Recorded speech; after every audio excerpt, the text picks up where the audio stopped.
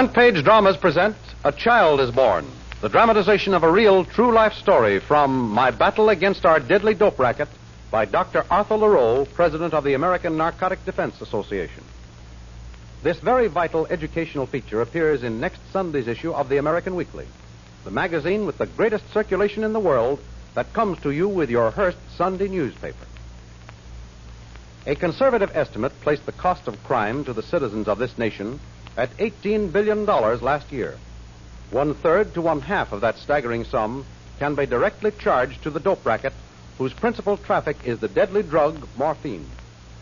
Now listen to the story of one of its victims, beautiful Julia Kay, once the toast of Broadway, married to a millionaire, or future assured, until she became an addict to morphine. She finally came to Dr. LaRoe's office with her tragic story. So because of your unfortunate craving for morphine, your husband has been forced to separate from you. And you are an expectant mother. That's my story, Doctor. You must help me. I will, but you must be brave. First, I'm going to tell you the stark, bitter truth. Your child will be born a victim of morphine poison.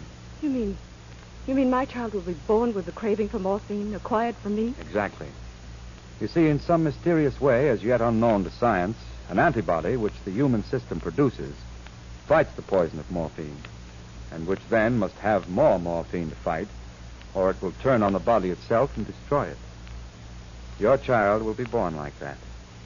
But if it has unusual strength and a splendid physique to start with, we might be able to save it. But how, Doctor? You'll have to go through the cold turkey treatment. There's no other way. No matter how much the baby suffers, the only hope of curing that hunger and craving is never to let the child have the tiniest bit of the drug to ease the fire that'll burn in its system. A terrible fire that only morphine can quench. Dr. LaRoe, if there's 1,000 to 1 chance of saving my baby, we've got to try. Will you handle the case? I'll be glad to. Only you must understand that no matter what happens, you've got to put yourself and your child completely in my care. What I say goes. I'll do anything. Anything, Doctor. Good. Now, to begin with, we've got to build you up so the baby will be as healthy as possible when it comes. I'll do anything you say. I have money. Tony made me a settlement. Not as big as he might. He could have settled for $1 million. Maybe he would have if he'd known we were going to have a baby. But he said the dope racketeers would get all my money in the end. He's probably right. Only they don't know about it yet. I see. Well, that's our job. We've got to keep them from knowing that you have even a dime. Furthermore, we've got to keep those drug peddlers and racketeers from knowing about the baby. Those unscrupulous swine would stop at nothing to see that your baby became addicted. Then they'd have 2 customers where they now have 1. I'll see to that, Doctor.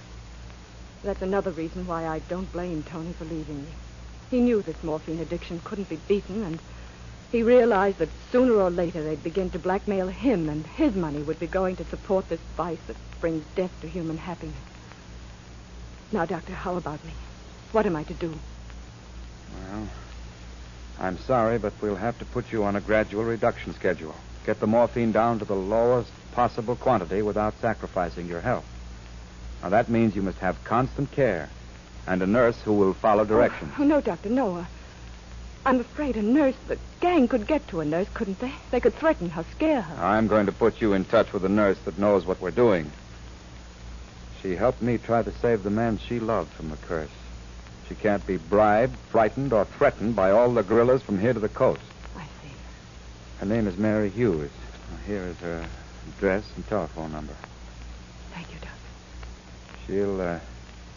She'll take care of you, and I'll see you at regular intervals. When your time comes, I'll be there. Now we'll see what we can do.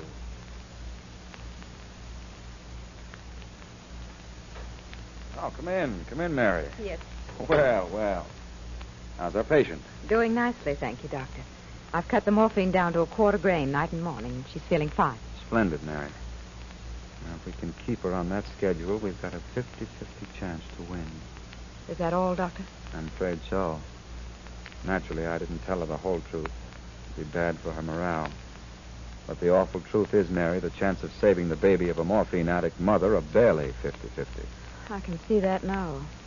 Any new baby has a hard enough time just being thrust into the world. But when the morphine, a craving for which is present in the baby's system, is denied... Well, there is hope. We might save it. But the important thing is to taper Mrs. Prescott down and keep the whole business a secret from that gang of peddlers and higher-ups. Don't worry, Doctor. I think we can do that and save the baby, too. That's the idea.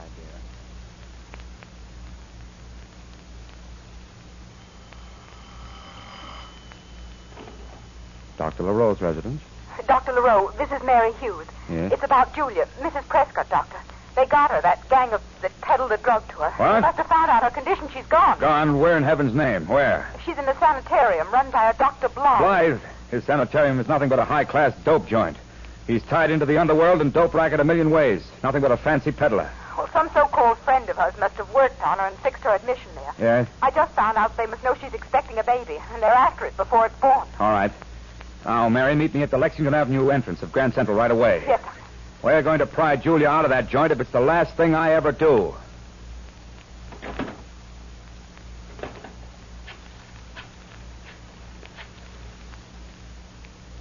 Hello? Is this Detective Sergeant McGlynn's residence? This is McGlynn talking. Oh, this is Dr. LaRoe, Mike. Oh, hello, Doc. How are you? What can I do for you? Plenty, Mike. Plenty, if you will. All you got to do is ask, Doc. It's the dope ring again, Mike. I got one of my patients, and I got to get her out quick. I'm on my way downtown now. Meet me at the Lexington Avenue entrance to Grand Central right away. Okay, Doc. I'll be there with bells on.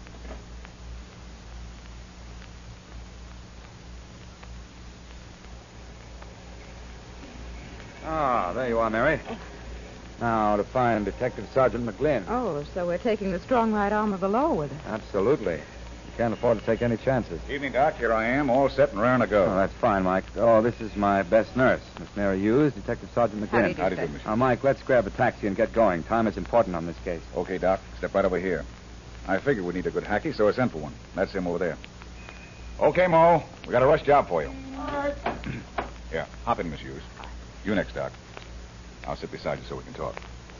North 81st Street, Mo.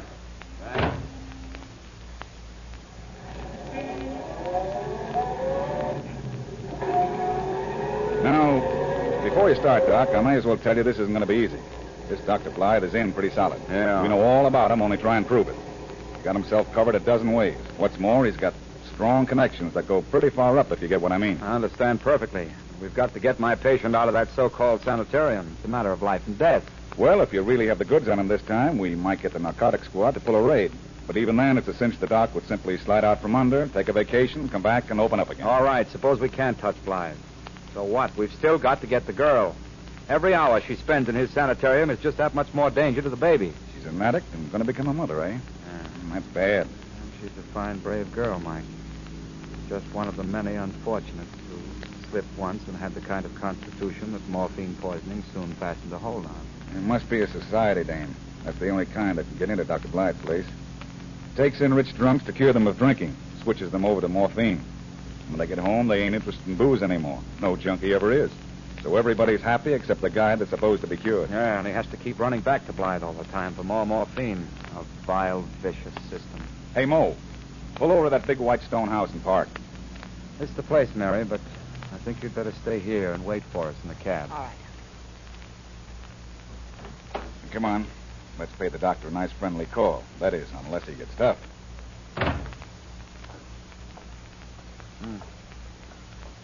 Look at this place. It certainly takes no chances. It's the iron grills over the windows. These heavy doors. Quiet, Doc.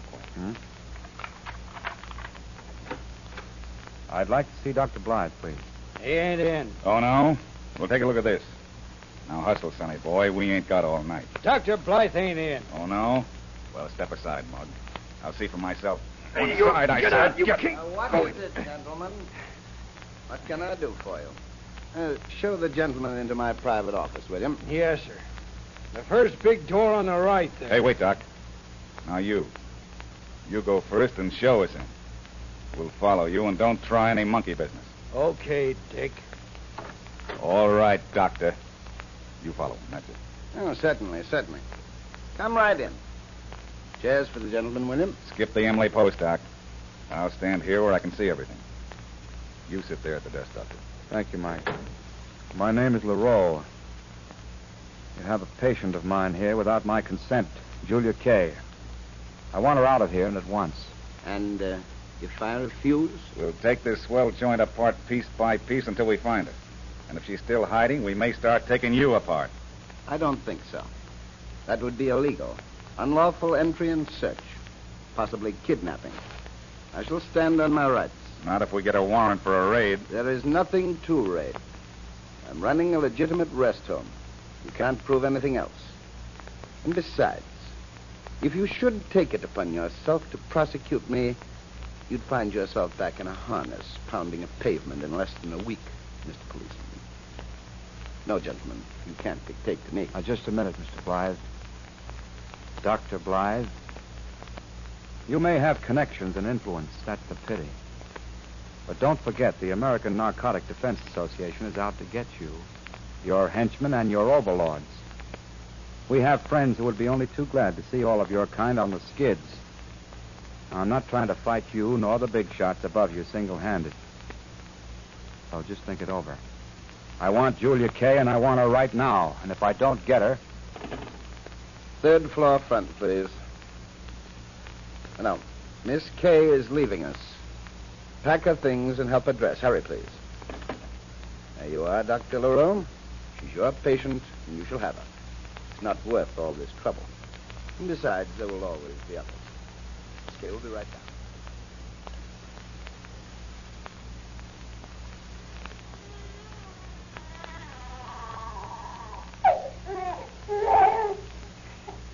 Well, I did it, Doctor, didn't I? Yes, it's a boy, Julia. Listen to him. Fine 7.5-pound boy. You were a brave girl, Julia. But you've got to be braver still. Why, has anything gone wrong? No, not so far. Can I see him? Julia, I told you that you'd have to be brave. But, Doctor, just to hold him, what harm would that do? I know, it's a natural impulse, but, Julia, it would be fatal. Now, let's not take chances now. Your body is throwing off morphine constantly. To nurse your baby just once would mean plunging him into the same condition you're in yourself. All right, Doctor. You know best, and perhaps it'll be better if I don't ever see my boy, ever. Because if I ever did get to know him, I'd want him with me too much to ever let him go, and then... You're a good soldier, Julia. Well, now it's time for your medicine.